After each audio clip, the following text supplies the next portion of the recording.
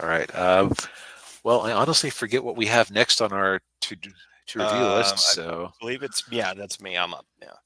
all right, Dumb Money, the Dumb Money. GameStop story. Yes, yeah. So I watched Dumb Money on Netflix, and yeah, this movie is basically a retelling, or kind of a dramatization of the GameStop um, stock fiasco that happened 3 years ago. Um, and it's kind of interesting watching a movie like this that happened that recently, and viewing it from the lens of being historical, because it's like I remember when all of this was going down. I know friends who made money. I know friends who lost money. Yeah, yeah. Um, I stayed out so of it. yeah, I stayed out of it too. Yeah. Um, but yeah. So it starts off with actually it kind of does that. It does this thing where like the movie starts at the beginning, and then like the beginning of when everything is happening, and then it flashes back and it goes back in time 6 months. Hmm. But it starts off where Seth Rogen's character is at his beautiful estate in Miami, and then he's talking to another billionaire hedge fund guy played by oh God, what was his name? Wilson Fisk from Daredevil. Hmm. Um, Good casting.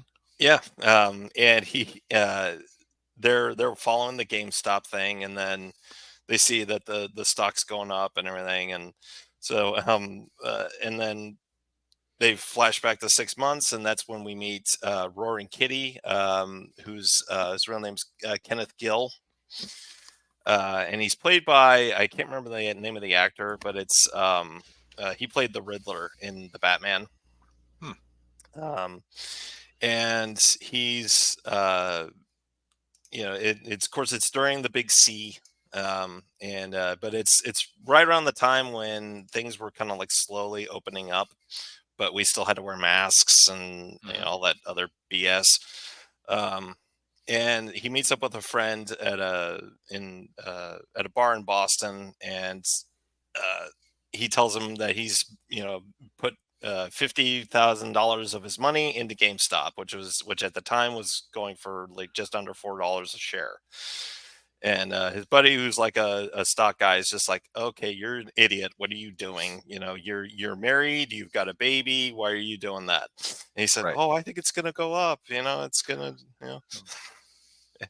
And of course they show him, going in his basement and doing his live streams and all that good stuff, um, and but yeah, it's basically just him, talking up the stock, and then we meet a whole bunch of other characters who are like they're not related to each other, but they're just kind of like they all decided to invest in GameStop, and they're for their own reasons and for their own hopes and dreams and all that stuff. And so you have like oh God, I can't remember the name of the actress, but she was in Barbie.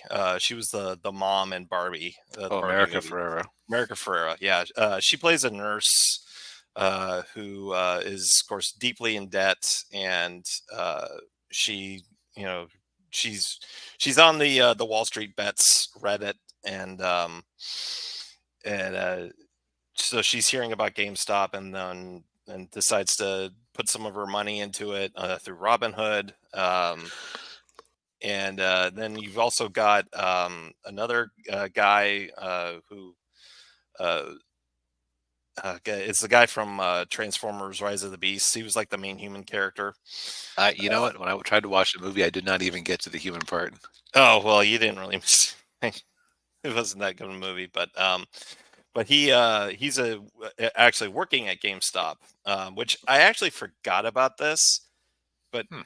GameStop was people who worked at GameStop were considered essential workers during Oh, the interesting.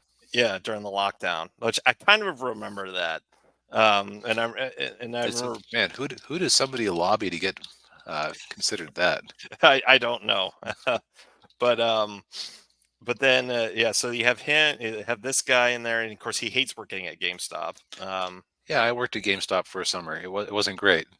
Yeah, I actually interviewed for a manager job at a GameStop, and I didn't get the Mm, job, and I'm kind of glad I didn't, because there's another character in there who's the manager, and he's played by the guy who played Harry Osborn in uh, Amazing Spider-Man 2. Um, he's a real, real jerk. And so I'm like, oh man, I would have had to have been that guy if I'd gotten that job. But anyway, and then you've got these other two girls who are a couple.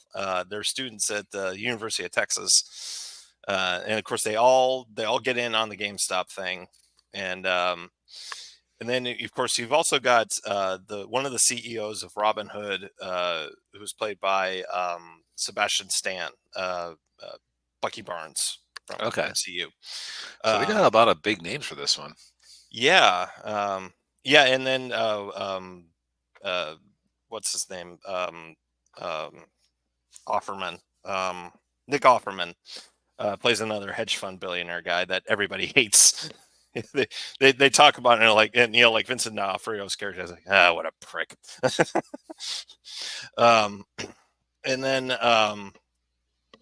but yeah, then of course everything blows up, um, and then Kenneth ends up making, like, yeah, he becomes like a multi-millionaire, and the other part of it too is you get a little bit of his family stuff too, like Pete Davidson plays his brother, his loser brother, who's driving for DoorDash, and of course he doesn't have his own car, so he has to basically borrow, quote unquote, Kenneth's car, and he's like, quit stealing my car. And the other thing too was really sad, which I didn't know about when I was, with all the stuff going on with the GameStop thing. But Kenneth also had an older sister who passed away during the pandemic. Hmm. They really don't mention how she passed away. I'm assuming it was Big C related. Um, and then Clancy Brown plays his dad. Hmm. Um, and but yeah, it's kind of an interesting little look into, I obviously it's biased, in favor of the retail investors who are, buying in the GameStop to stick it to the hedge fund guys. And A good use of Rogan's complete lack of likability. yes. Yeah, and the other thing too that, and I will say probably the big C probably helped a little bit with the production of this movie being as fast as it did, because they do show during the climaxes the congressional hearings that they held, which was in mid February, and I remember it, and I remember watching it on TV because I was at my parents' house. I was staying up there because Texas was in the middle of a really bad ice storm. Mm. Oh, Um, I remember that. yeah, and but but yeah, so what they did was they interspersed like the congressman's questions, that they did via Zoom, and then put it in with the actors doing the answering the questions on in front of their computers. So that was, That's neat. yeah, yeah. But yeah, and it was pretty funny, like watching like you know all the hedge fund guys getting trolled mercilessly the entire time. Right, because for those of you who weren't paying attention, what basically happened was, so you had Wall Street Bets, this Reddit, and they would people basically just talking about ridiculous stock trades because, thanks to stimulus, people had a lot of money to play around with. A little mad money, I should say. Yeah, Um, and so one of the funny things is that, like, if I were to go up here and say, I really like stock X, I think it's going to go up 5% in the next week, you should definitely buy it.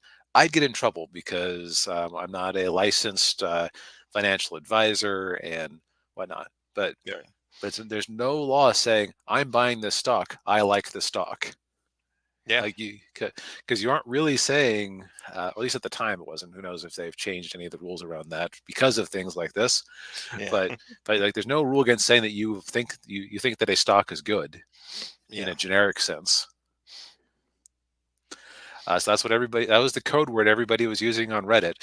And what happened was people noticed that there was an unusual amount of short interest in the company because, well, of course there was short interest in the money. They were selling physical games in an era where uh, even in 2021, most game sales at that point were digital, which meant that you didn't have the cycle of buying and selling and reselling that GameStop made its business model out of. Right. Yeah.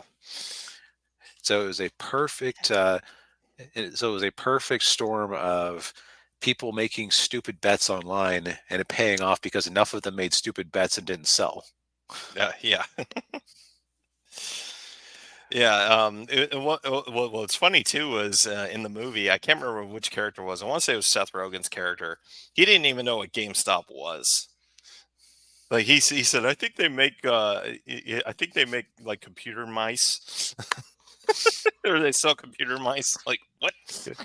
Yeah, I mean, to that sort of retail or that sort of big hedge fund investor, they probably just notice numbers and trends Yeah. and don't necessarily look into the business too closely. Exactly. Yeah. But yeah, actually, Seth Rogen's character in real life, he got hit the hardest. He actually ended up having to sell his company because of this. Mm. So Well, the problem with shorting is that if you buy a stock, the most you can lose is 100%. If you short a stock, but the price of the stock increases, your loss potential is infinite. yep, yeah.